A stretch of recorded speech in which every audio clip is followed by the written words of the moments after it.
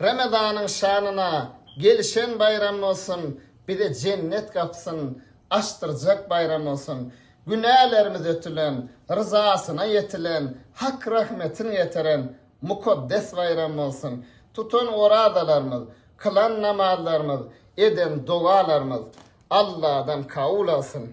Allah'ını radi eden, amallar arşa yeten, cennete reyyan kapıdan girilen bayram olsun. Gaygussalar gitsin, dertlere çare yetsin, hassalar şifa tapsın, dermanlı bayram olsun. Uruş tövüş bolmasın, bir günahlar ölmesin, gun şoğullar sormasın, asuda bayram olsun.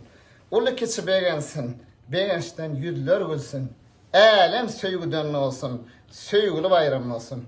Ençe yıllara eltsin, sovaplar devam etsin, Rabbim nurunu seçsin, nurana bayram olsun. Allah rahmeti bilen, Peygamber nuru bilen, Kur'an vaadi bilen, gurşolan bayram olsun, bayram mübarek olsun.